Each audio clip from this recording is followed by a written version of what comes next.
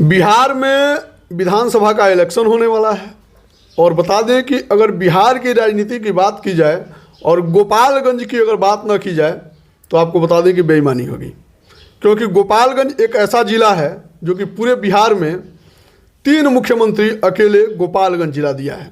जैसे कि आप सभी को ज्ञात है, अब्दुल गफूर जी और माननीय लालू प्रसाद यादव जी, माननीय राबड़ी देवी जी, और आपको बता दें कि मुख्यमंत्री बनने के क्रम में एक और शख्स हैं, आदरणीय तेजस्वी यादव जी।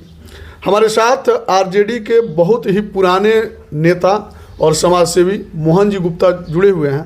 आज इनसे हम लोग बातचीत करेंगे और तमाम बिंदुओं पे बात करेंगे। बहुत बहुत स्वागत है सर। आपका भी बहुत बहुत स्वागत है द्विवेदी जी। सबसे पहला सवाल आपसे ये रहेगा कि राजनीति में करीब आप 77 से हैं और 77 से आप राजनीति में होने के बाद भी इतना लेट क्यों कर दिए चुनाव लड़ने में? देखिए, हम कार्यकर्ता के रूप में काम किए हैं जी जी, कभी हम नेता के रूप में काम नहीं किए जी। तो नेता तो जनता न बनाती है जी जी, कार्यकर्ता, और कार्यकर्ता अगर है तो उसको नेता बनना है। जी जी, तो ठीक है, हम देर आए दुरुस्त आए। जी जी, हम 77 से जिस समय जनता पार्टी थी, जी जी, तो जनता पार्टी में हम लोग जुड़े। जनता पार्टी के बाद फिर इस पार्टी का नाम हुआ दलित मजदूर किसान पार्टी, जी जी, और उसके बाद फिर हुआ जनता दल, जी जी, और फिर 1997 के आसपास में यह पार्टी राष्ट्रीय जनता दल के रूप में स्थापित हुई। जी जी, तो हम जनता पार्टी के ज़माने 77 में जब जनता पार्टी की सरकार हुई थी, जी जी, उसमें भाजपा भी हम लोग के साथ थे। तो उस समय से हम पार्टी का में हैं, और जो सामाजिक विचारधारा है, जो सामाजिक न्याय की बात है, उस विचार को लेकर हम राजनीति किए हैं। अच्छा, सुनने में आता है सर कि आप मतलब कर्पूरी ठाकुर जी के वक्त से मतलब राजनीति करते हैं और कर्पूरी ठाकुर जी से आप काफ़ी प्रभावित भी हैं, और हाल फिलहाल में देखा भी जाता है कि ज़िला में आप उन्हीं के पद चिन्हों पर चलने का काम भी करते हैं। इसमें मतलब क्या कुछ मतलब आपको लगता है कि उस विचारधारा को लेके आज के डेट की जो राजनीति है इसमें अपने आप को सफल किया जा सकता है? देखिए, हम लोग तो ये बात सही है कि हम लोग आदरणीय स्वर्गीय कर्पूरी ठाकुर जी के कार्यों को देखे हैं, उनके भाषणों को सुन करके हम लोगों के अंदर राजनीति करने की चेतना जागृत हुई है। जी जी, और हम लोगों को सुनते थे तो हमें लगता था कि बिहार का जो डाटा है, जी, बिहार का जो आम जनता के लिए जो डाटा है, उसको लेकर बात करते थे। उनको कभी हम जात की राजनीति पर कभी बात करते नहीं देखे हैं। जी जी, हम कहाँ हैं, हमारा बिहार कहाँ है, हमारे बिहार के अफसर कहाँ हैं, और जो विकास की वो विकास का जो ये है वो कहाँ है, इस पर वो विचार रखते थे। और हम लोग बहुत प्रभावित होते, एक प्रवाह धारा से वो बोलते थे, और कंठस्थ उनको याद रहता था कि बिहार के किस डिपार्टमेंट में क्या हो रहा है, क्या कमी है, क्या नहीं है। जी जी, तो आज के नेता में हम लोग को ये देखने के लिए नहीं मिल रहा है। और उस समय कर्पूरी जी के साथ साथ आदरणीय पूर्व विधायक माननीय देवदत्त राय जी भी थे, जी जी, और राजमंगल मिश्रा जी थे जो MP हुआ करते थे, वो भी थे। दलित मजदूर किसान पार्टी का जब गठन हुआ, उसमें नगीना बाबू भी हम लोग के साथ आए, चुनाव भी लड़े थे। जी जी, उसके बाद से सुरेंद्र सिंह भी हम लोग का पार्टी ज्वाइन किए 90 में। जी जी, 90 में MLA हुए यहाँ से। तो शुरू से ही हम लोग वैसे लोगों का काम देखे हैं जो लोग बड़ी ईमानदारी से जनता के बीच रहे हैं और जनता का काम किए हैं। अच्छा, जहाँ गोपालगंज में नफरत की राजनीति है, तो गोपालगंज में ही क्या पूरे बिहार में नफरत की राजनीति हो रही है, यहाँ आप लोग मोहब्बत की दुकान लेके चले हुए हैं। आपको क्या लगता है कि मतलब मोहब्बत की दुकान चलेगी? एकदम चलेगी। हम तेजस्वी जी में जो देख रहे हैं जी, जैसे उनका जो भी काम करने का शैली है, उस काम में ये जरूर झलकता है कि उसमें सबका विकास हो। जी जी, अब जैसे 5 लाख नौकरी की बात आई, कहाँ उसमें यादव, मुस्लिम, बैकवर्ड, बनिया, पिछड़ा, ये तो कोई बात नहीं है। जी जी, नौकरी मिला तो सब जाति को मिला। उन्होंने गोपालगंज में मेडिकल कॉलेज दिया था, तो मेडिकल कॉलेज में सबका इलाज होगा।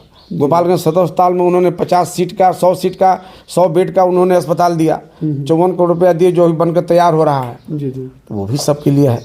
और सड़क में भी काम किए। वो जब रोड सड़क का काम जब उनके जिम्मे था तो उस समय भी जो बिहार की सड़कों का काम हुआ, जो पुल पुलिया का काम हुआ, तो उनका सोच जो है ना काम करने का है, विकास करने का है। और सबसे बड़ी बात है कि आज हमारे पार्टी को A to Z की पार्टी का दर्जा मिल रहा है। नहीं, जैसे कि मतलब MOI समीकरण पे आपकी सरकार जो है काम करती थी, इन दिनों A to Z की बात हो रही है, इस पे ये धरातल पे कितना मतलब सफल है, इसके बारे में थोड़ा बताइए।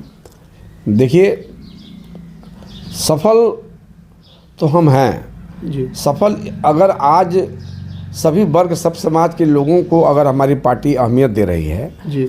अब जैसे एक बनिया का लड़का, एक बनिया का बेटा को उन्होंने गोपालगंज से टिकट दिया, जी जी, जबकि लोग कहते हैं कि बनिया भाजपा है। जी। तो अगर ये चीज़ हमारे पार्टी के अंदर रहती कि ये भाजपा है, इनको टिकट नहीं देना है, तो नहीं देते। लेकिन उनके अंदर ये है कि ये भाजपा नहीं है, ये समाजवादी विचारधारा के लोग हैं, इनको टिकट मिलना चाहिए, ये अच्छे लोग हैं, इनको टिकट मिलना चाहिए। अब इसलिए हमको लगता है कि हमारी पार्टी A to Z कि उन तमाम लोगों को मौका देगी चुनाव में, और जो लोग जीत कर आएंगे, और हमारा सरकार भी बनेगा, और हमारे आदरणीय मुख्यमंत्री तेजस्वी यादव ही होंगे। अच्छा, पिछले उपचुनाव में आपकी जो हार हुई महज कुछ वोटों से हुई, कहाँ चुक रह गया, और इस बार जो चुनाव आप लड़ेंगे, इस बार उन कमियों को कैसे पूरा करेंगे?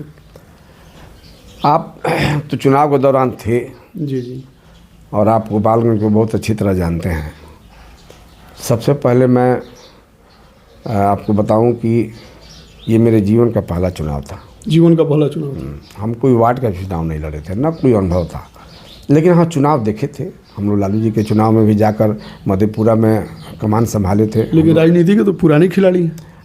राजनीति करना और चुनाव लड़ने में अंतर होता है। हाँ, राजनीति किया जाता है जनता की सेवा के लिए, चुनाव लड़ा जाता है विधानसभा और विधायक बनने के लिए। जी। तो कहाँ चूक हुई है तो मैं नहीं जानता, लेकिन भरपूर आशीर्वाद लोगों ने दिया।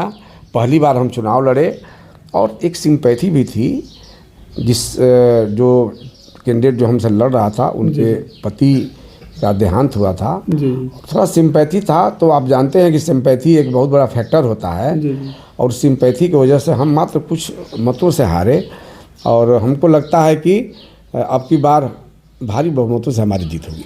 मतलब इस बार आप ब्रेक कर पाएंगे उसको? हाँ, जो पुरानी परंपरा है पूरा, अगर जो आज जिस तरह से आशीर्वाद लोगों को मिला है और मिल रहा है, और लोग जैसे जुड़ रहे हैं, तो हमको लगता है कि भारी बहुमत हमारे साथ है। भारी बहुमत आपके साथ है। अच्छा, एक चीज़ और देखा जा रहा है कि गोपालगंज में अक्सर आए दिन मतलब लूट हो रही है, चोरी हो रही है, हत्याएं हो जा रही हैं। इन सब चीज़ों पे आपका क्या कहना है? हाल फिलहाल में जैसे कि आप बनिया समाज के आप नेता माने जाते हैं भी, और बनिया समाज का सबका सेवा आप करते हैं, लेकिन ख़ास तौर पे बनिया वर्ग जो है ना डरा हुआ है, सहमा हुआ है। ये जो लूट वगैरह हो रहा है, इस पे अंकुश लगाने के लिए आप लोग मतलब क्या कर रहे हैं? देखिए, बहुत अच्छा सवाल आपने किया है। वैश्य समाज सचमुच डरा हुआ है। अभी आप चले जाइए, वैश्य समाज की टैक्सें, लोग 6 बजे के बाद अपना शटर गिराने लगते हैं। हाँ, तो है। अभी तो आप जानते ही हैं कि जो पहले लोग कहा करते थे कि राजद की सरकार को महाजंगल राज कहा करते थे। जी। अब आज महाजंगल राज किसका है देख लीजिए।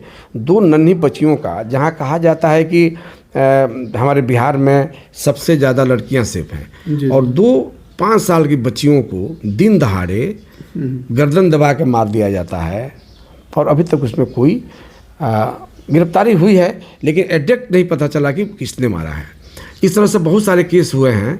अभी सासाराम में लूट हुआ, सासाराम में लूट हुआ, तो इसके बाद फिर कुछ हाईकोर्ट में भी लूट हुआ। इस तरह से लूट का जो मामला चल रहा है, छिनतई का वही स्थिति है, और बहुत से लोग नहीं कह रहे हैं, लेकिन कुछ रंगदारी का भी मामला चल रहा है। रंगदारी का भी मामला चल रहा है। रंगदारी का मामला चल रहा है। इसलिए प्रशासन से हम अनुरोध करेंगे कि वैसे लोगों को पकड़ा जाए जो लोग विगत पिछले दिनों से क्राइम में एक्टिव रहे हैं। जी। और वो लोग या तो जेल में है तो कोई नहीं है, अगर वो बाहर हैं तो उन पर निगाह रखा जाए, उन पर कार्रवाई की जाए।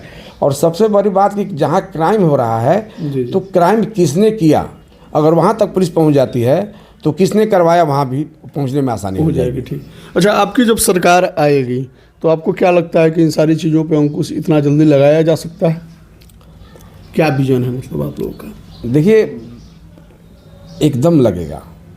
हमारी पार्टी का जब सरकार बनेगा तो आप देखिएगा, और हम जो देख रहे हैं कि बड़ी ईमानदारी से पोस्टिंग होगी, बड़ी ईमानदारी से ईमानदार अफसरों को लिया जाएगा, रखा जाएगा, ताकि ईमानदारी से लोग खुल के काम कर सकें।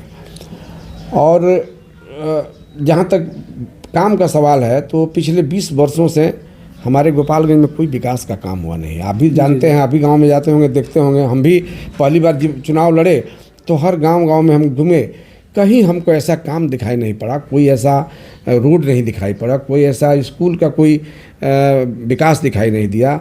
न गोपालगंज शहर में कोई लाइटिंग की व्यवस्था है, न नाले की व्यवस्था है। हर सारी व्यवस्थाएं चरमराई हुई हैं। व्यवस्था। हाँ, तो अगर हमको मौका मिलेगा तो निश्चित रूप से आपको दिखेगा कि हाँ, ये गोपालगंज वही गोपालगंज नहीं है, ये कुछ दूसरा गोपालगंज है। ये दूसरा गोपालगंज है। अच्छा, हाल फिलहाल में जो अभी महाकुंभ चल रहा है, ठीक है, तो महाकुंभ के बारे में लालू जी ने एक बयान दिया कि ये सब कुंभ जो है फालतू है। देखिए, उन्होंने बयान को तोड़ मरोड़ के रखा गया। तोड़ मरोड़ के रखा गया। उन्होंने कहा कि महाकुंभ का आपने व्यवस्था किया नहीं। जी जी। उस ढंग से व्यवस्था नहीं किया। आपने पूरे देश के लोगों का आमंत्रण कर दिया और उसको नाम दे दिया अमृत स्नान। जी। तो निश्चित रूप से अमृत स्नान के लिए हम लोग भी भावुक हैं, हम लोग भी चाहते हैं, सनातनी हम लोग भी हैं, हम लोग भी सनातन धर्म के आते हैं। तो वहाँ व्यवस्था नहीं थी। आप इतने लोगों को बुलाए और घटना घट गई, कई सौ से लोग ऊपर मारे गए, दब के मर गए। तो ये क्या है? इस पर उन्होंने कहा था कि व्यवस्था नहीं है। अभी नई दिल्ली रेलवे स्टेशन पर क्या हुआ? जी जी। आप एक घंटा में 1500 टिकट काटे हैं। जी जी। ट्रेनें 2 हैं और घंटा में आप 1500 टिकट काट रहे हैं। आपको पता नहीं है कि अभी हमारा घंटा में 1500 टिकट काट रहे हैं, मात्र 3 ट्रेन है। जी जी। और अगर मान लीजिए कि 3 ही ट्रेन है, लोग बैठ के जाते, आपने तुरंत 14 से 15 पर, 15 से 16 पर, अब एक साथ मान लीजिए कि 5000 पब्लिक अगर इधर से उधर जाएंगे लोग और उधर से इधर आएंगे लोग, तो निश्चित रूप से टकराहट होगी। तो ये जो है भारी भूल नहीं हुई, ये जो है फेल्योर है। आपका पूरा बीजेपी सरकार फेल्योर है, हर मुद्दे पर फेल है। और हम चाहते हैं कि या तो सरकार इस्तीफा दे और नहीं तो अपने जो लोग मारे गए हैं उन लोगों को मुआवजा दे।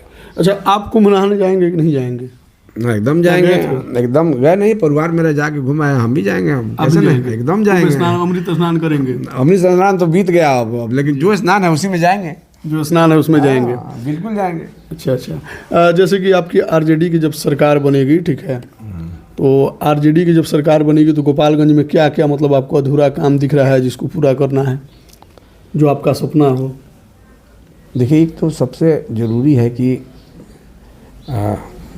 अभी जो बांध है, जी जी, जहाँ से हर साल हमेशा जो बांध टूटने की और बाढ़ आने की जो आशंका बनी रहती है, उस पर जो छरकी पर मैंने देखा है कि पिछले बार उस पर 40 लाख रुपया आया भी था और वो पता नहीं कैसे काम हुआ, बह भी गया, काम खत्म हो गया।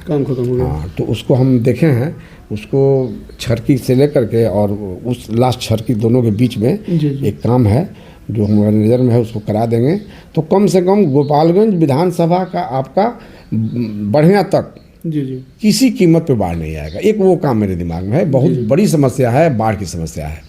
और हमारा गोपालगंज विधानसभा का जो गांव है, जो दियारा इलाका है, वो बाढ़ की वजह से बहुत तकलीफ में रहता है। इसलिए हमको बाढ़ पर काम करना है। और दूसरा काम करना है कि जो सड़कें हैं जी, उन सड़कों को, ऐसे सड़कों को जोड़ना जहाँ से कोई आज तक सड़क नहीं बन पाया। गांव है लेकिन सड़क नहीं है, गांव है सड़क नहीं। हाँ, सड़क नहीं, उसको करना है। तीसरा बिजली की व्यवस्था दुरुस्त होनी चाहिए। बिजली का आप सरकार का तो वादा है कि हर गांव में हम बिजली देंगे। अभी जाके देखिए, आपको लगता है कि सैकड़ों गांव का नाम दे देंगे जहां अब तक बिजली नहीं पहुंची है। तो वो सब तमाम काम है। शहर में निकासी, नाला का निकासी नहीं है, बिजली की व्यवस्था नहीं है। आप चले जाइए, आप अब गोपालगंज किसी शहर के आप थोड़ा सा आप वार्ड वगैरह में जाकर देखिए, रात में बिल्कुल अंधेरा है। तो बहुत सारा काम है। स्कूल का देख लीजिए, स्कूल का कहीं कोई बाउंड्री है, कुछ नहीं है।